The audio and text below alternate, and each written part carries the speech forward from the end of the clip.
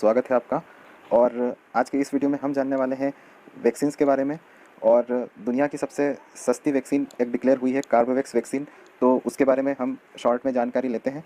तो आइए देखते हैं कि जन सामान्य की भाषा में हम सभी तरह की वैक्सीन्स की कार्यप्रणाली को किस तरीके से समझ सकते हैं। तो सबसे पहले हम बात करते हैं कार्बोवैक्स वैक्सीन के बारे में, जो कि हैदराबाद की बायोलॉजिकल कोरोना की वैक्सीन बनाने वाली जो कंपनी है। और इसे सरकार ने प्रति डोज़ 50 रुपये के हिसाब से 30 करोड़ डोज़ की ऑर्डर दी हुई है। और लॉन्चिंग के बाद में दोनों डोज़ मिलाकर यह, अगर हम इसे पर्सनली परचेस करते हैं तो 400 रुपये में यह मार्केट में अवेलेबल रहेगी।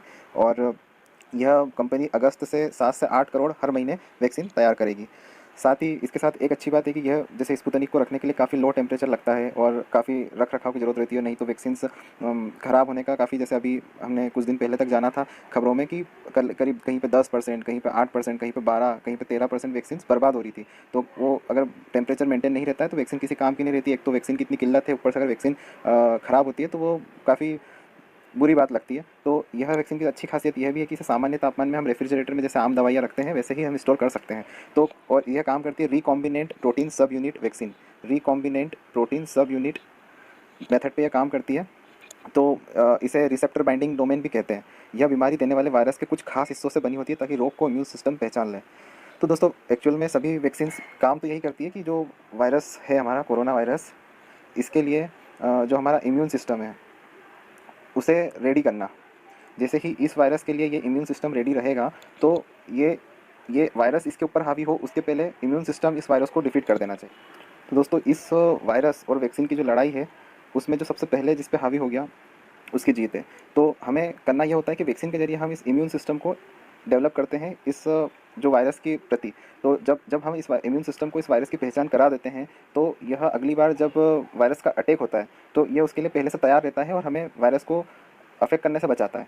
तो इसके अलग अलग मेथड्स है कि हम किस तरीके से इम्यून सिस्टम को कैपेबल बनाते हैं। तो जैसे कि ये जो हम जान रहे हैं कि वायरल वेक्टर वैक्सीन है जिसमें Covishield, Johnson and Johnson, Sputnik V, फिर सेकेंड है mRNA ये मैसेंजर आरएनए वैक्सीन है जो कि मॉडर्ना और फाइजर की वैक्सीन इसी मेथड पर काम कर रही है। और है इनएक्टिवेटेड वैक्सीन जो कि कोवैक्सीन, सिनोफार्म और सिनोवैक है।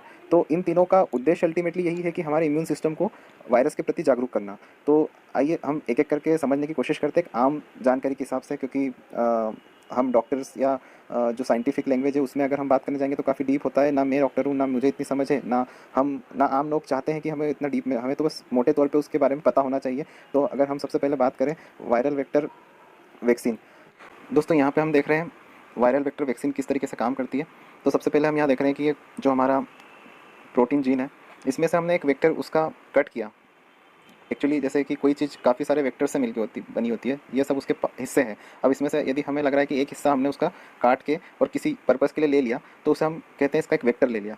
तो यहाँ पे हमने उसका जो प्रोटीन जीन है उसमें से एक हिस्सा काट के और हमारे काम के लिए हम जो चाह रहे हैं उस उद्देश्य के लिए हमने ये वाला हिस्सा काट के हमारे जो एडिनो वायरस का निर्माण किया, जो कि वायरल वेक्टर जिसे हम कह रहे हैं, और वो हमारे शरीर के अंदर हमने इंसर्ट करवा लिया। फिर जैसे ही यह वायरस हमारे जैसे एक्चुअल ओरिजिनल वायरस नहीं है, ये केवल उसका वेक्टर है, जैसे ही हमारे शरीर के अंदर गया ये हमारे जो ह्यूमन सेल्स है उसे कहे उसके साथ मिलके स्पाइक प्रोटीन का निर्माण करेगा, जो कि ऐसे आपको यहाँ पे दिख रहा है। और जैसे ही ये प्रोटीन का निर्माण होता है स्पाइक प्रोटीन का, हमारा इम्यून सिस्टम यहाँ पे रिस्पॉन्स करके इसके लिए तैयार होना शुरू कर देगा।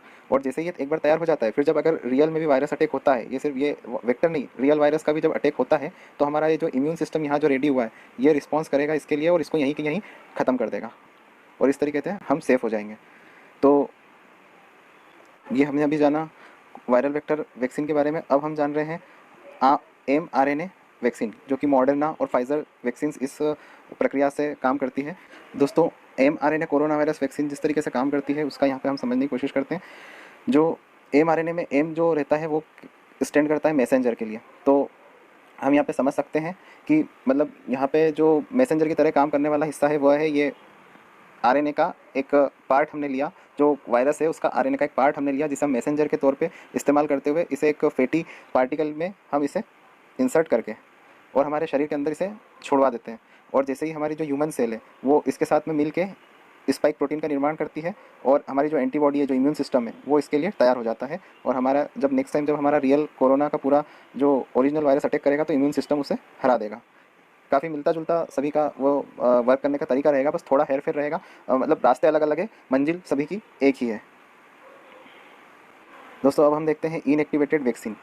इनएक्टिवेटेड वैक्सीन, यदि अब हम इनएक्टिवेटेड वैक्सीन के बारे में बात करें तो उनका भी कार्य करने का तरीका आपको सभी का एक जैसा ही लगेगा। यहाँ पे हमने थोड़ा सा चेंज यहाँ आपको यहाँ समझने की ज़रूरत है कि देखिए, यहाँ पे जैसे ही हमने ये कोरोना वायरस जो बैक्टीरियल वायरस स्ट्रेन एक सिलेक्ट किया और उसे इनएक्टिवेटेड किया जाता है हीट और केमिकल्स के जरिए। मतलब इस वायरस की को एक तरीके से हम मार देते हैं, किल कर देते हैं और उसे कन्वर्ट करते हैं डेड वायरस में, ठीक है। और जैसे ये डेड वायरस हमने वैक्सीन फॉर्म में इसे हमने बना लिया, देन हमने इसे इंसर्ट करवा लिया, देन फिर जैसे ही हमने इसे शरीर के अंदर गया तो हमारा जो ह्यूमन सेल्स है वो इस डेड बॉडी के को देख के भी वो एक्टिव हो जाती है। जैसे कि यदि हमने हमारे घर पे यदि कोई व्यक्ति अचानक से आ गया तो हम रिस्पॉन्स करते हैं उसके लिए कि हाँ भाई कौन हो तुम। अगर वो संदिग्ध लगता है तो हम उसके लिए उसके खिलाफ एग्रेसिव मोड में आ जाते हैं। पर यदि कोई डेड बॉडी भी अगर हमारे घर के सामने मान लीजिए किसी ने रख दी तो भी हम उसके लिए सतर्क हो जाएंगे कि ये क्या माज रहा है। तो ठीक उसी तरीके से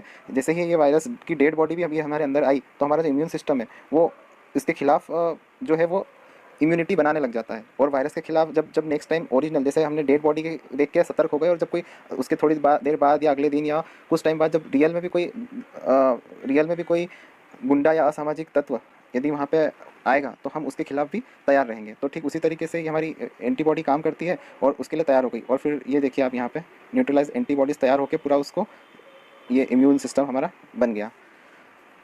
दोस्तों अब हम जानते हैं कि ये जो वैक्सीन है ये सबसे ख़ास और सबसे अलग इसमें क्या है।